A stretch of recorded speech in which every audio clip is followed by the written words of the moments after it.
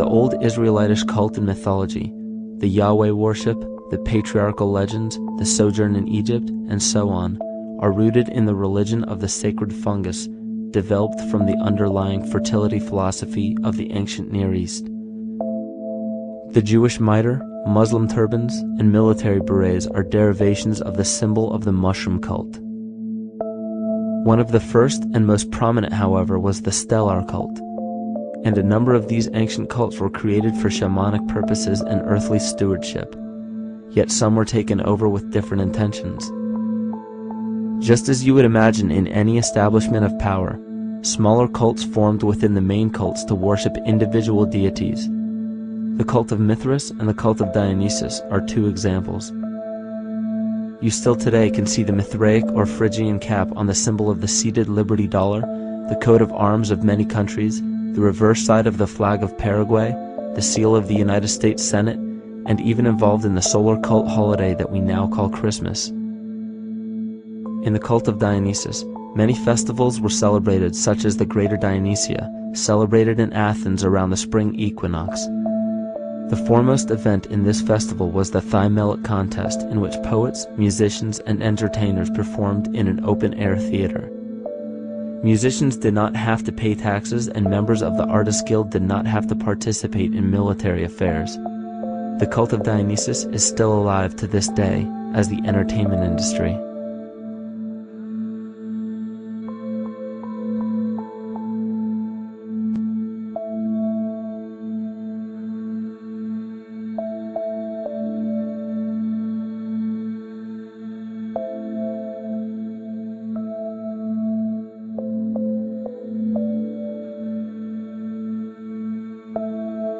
These cults still exist in many important positions of power throughout the entire civilized world. Yet the most important function of these groups is to manufacture the consent and complicity of the people. The conscious mind is the creative mind. It's the one that has your personal identity into it. It does the real thinking.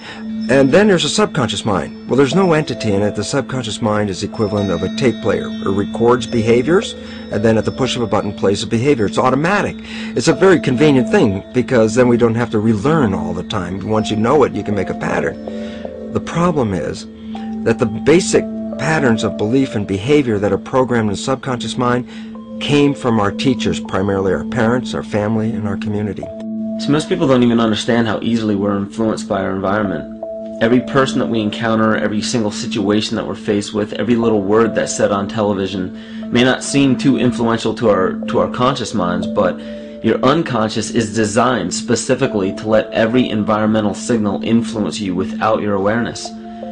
So the question is, are we leading conscious or unconscious lives? And now neuroscience has told us in the unfolding of our lives, only 5% of our life is controlled by our conscious mind, and 95% of the time controlled by the subconscious with programs from other people that were installed in there.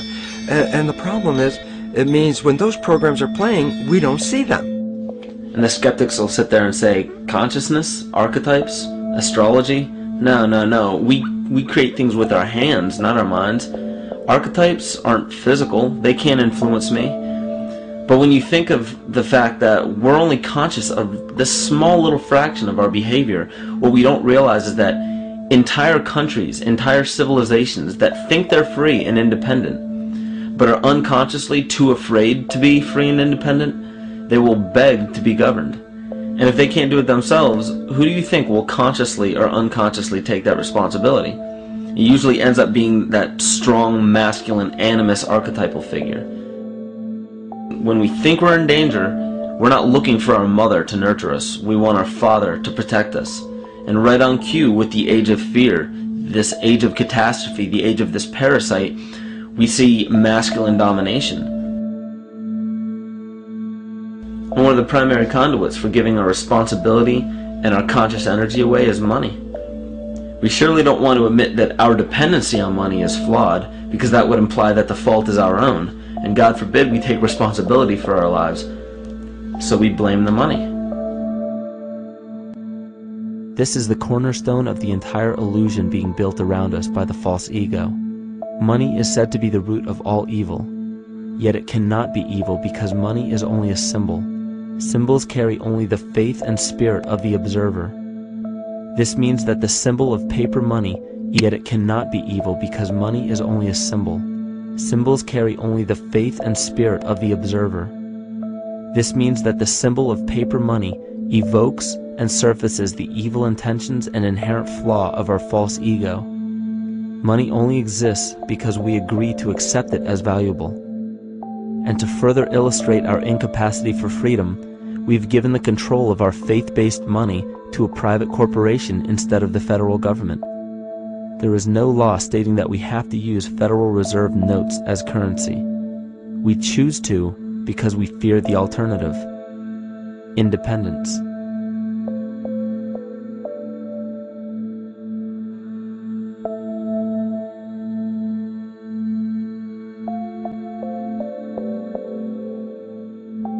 But it's not even really about money, it's about energy, because money is simply this material thing that allows billions of people to crave just one thing and put their energy into the same thing. It's not the plasma TV or the house or the lifestyle or the job or the significant other or the status that we're really after, because we know that we're empty. These people feel sadness and loneliness and void just like anybody else. And they either want to fill that void with materialism because they think that that'll make them feel better, or they want to sedate the void feeling with material possessions. So it all comes back to this feeling of having to put our dependency into an external source, something that we have absolutely no control over. What we're seeing right now is with all the competition of each other destroying each other, wars, competing for material existence, raping the planet and tearing it apart to get some pieces of it to hold in your hands and say you won the game. Every one of those moves is destructive not just of the planet but of human civilization, because human civilization will thrive with cooperation and will die with competition. And if you operate from these truths, then you end up with the extinction that lies before us. You see, we all have demons, so to speak. We all have inner demons in our lives, but we expect to see devilish monsters or dark apparitions when you think of a demon, kind of like what you'd see in the cinema. But our demons are really the people in our everyday lives, the people that we argue with, the people that we envy or hate, the ones we physically or emotionally harm in some way, shape, or form. And it's not because we envy or hate qualities in these specific people as much as we hate the fact that they remind us of ourselves.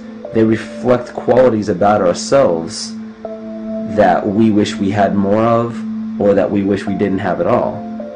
So what do? We alleviate that pain not by fixing or fighting our own demons, but by harming the people that remind us of our demons, by harming the people that remind us of the things that we don't like about ourselves.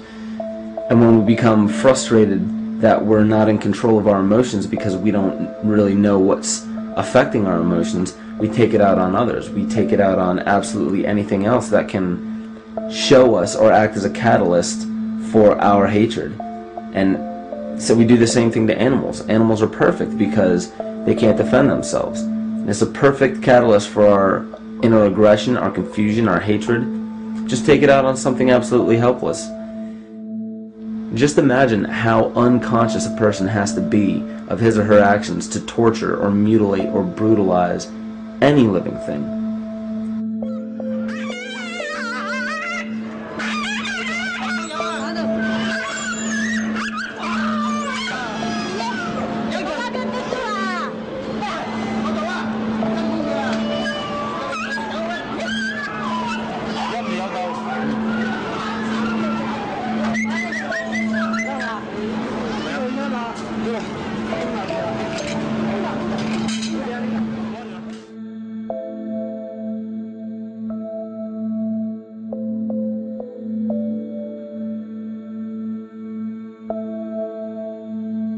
His goat's down, and he'll be here, and we can. Ouch! Ooh, he bit you. Bit of his tail.